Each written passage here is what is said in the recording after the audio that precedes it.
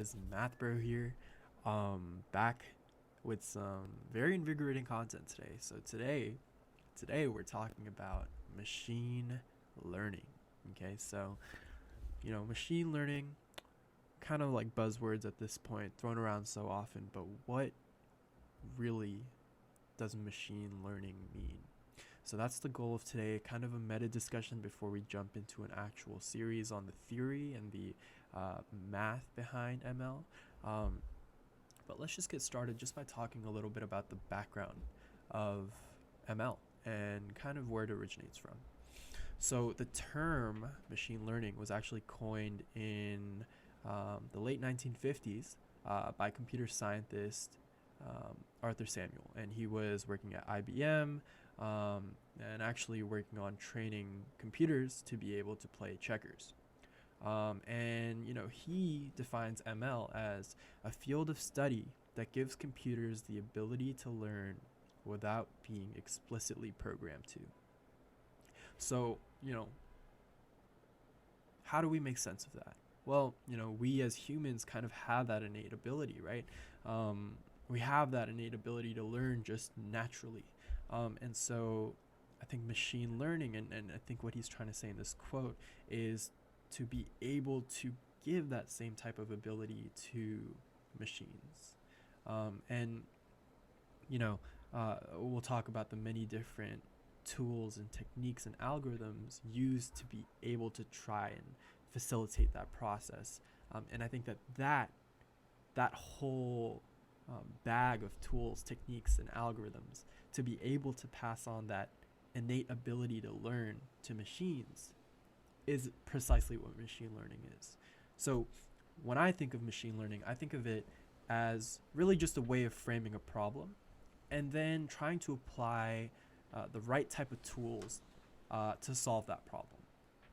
So you can imagine, if you're a mechanic who is to fix a broken engine, or perhaps a plumber who is to secure a leaky pipe, well, a machine learner is no different. Just as the mechanic might look in his toolkit for the right wrench, a machine learner will look to this bag of many frameworks and algorithms and the machine learning literature that has kind of developed all these tools and techniques over the past 200 years to solve the problems that he is faced with. And what types of problem exactly does a machine learner face? Well, that kind of depends on what type of machine learner we're talking about. So just as a mechanic can be a car mechanic or a bike mechanic, each solving their respective different types of mechanical problems. Well, in the same way, a machine learner might be a supervised machine learner or an unsupervised machine learner, each using the correct tools to solve those problems. So that's really exactly what I think machine learning is all about. So just to give you guys a brief history of the field, because I do think that generally it's really important to know the context of what you're learning. And in this case, machine learning has a huge context. So we can go as far back as the 18th century, the late 18th century, which is when an essay towards solving a problem in the doctrine of chances was published by Bayes, and this was and is known to be kind of the first seminal paper on machine learning as we know it today. Obviously, the term wasn't around then, but this essay kind of set the underpinnings for what we know to be the Bayes theorem today, which much of machine learning stands on. Then in 1805, the method of least squares was developed. This is a common method for linear regression, which we'll talk about later in the supervised learning module. But you can see, just going as far back as the early 19th century, late 18th century, we already see certain tools and techniques being developed, which today we would call machine learning. I won't go through all of these because there are a good amount of different key points in the machine learning timeline, and uh, definitely this does not contain nearly all the accomplishments and achievements that were made.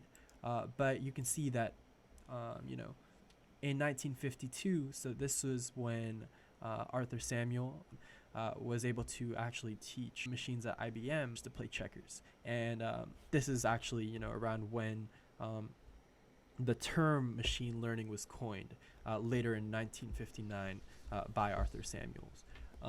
And, just the most recent developments, I'm sure you guys have heard, but, in 1997, we had IBM Deep Blue beat Garry Kasparov, the then chess grandmaster.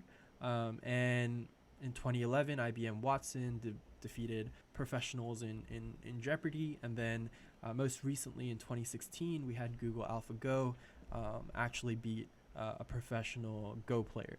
And, you can see kind of how machine learning has been developed over time. Lots of different literatures and techniques coming into what we know today to be this toolkit that now we as machine learners can use and apply to the problems that we face.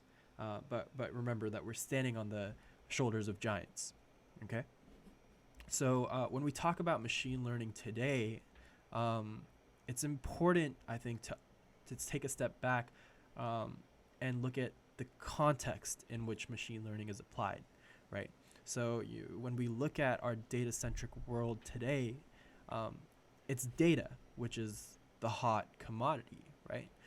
Like when you consider companies like Facebook or Google or Amazon or, name any company you want, but what exactly are they competing for? Well, yeah, part of it is for you to spend more time on their platforms, and surely they do get some, incremental ad revenues or whatever else the longer you spend on their platforms. But what it really does boil down to is the longer you're on their platform, the more data they are able to collect about you, right? So at a fundamental level, what these companies are competing for is your data. Why is your data so important? Why is it such a hot commodity now? Well, because whoever has the best data can create the best model. All of these companies have their own respective, research teams which are working on developing new models and creating new literature in our machine learning toolkit. But ultimately, what they need from you is your data, right?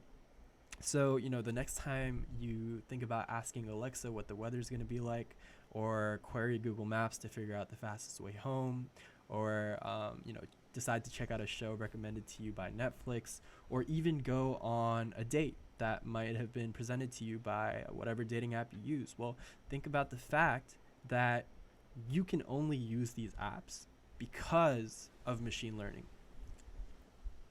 But these applications and tools can actually really only learn and exist because you use them and because you submit your data to them, right? So true, data is the hot commodity, but without machine learning, there's no hope of making sense of that data, right? And so that is precisely why machine learning is so important in modern day. And so I hope that gives you, a rough background of kind of what machine learning is and its history and how it applies today on a day-to-day basis.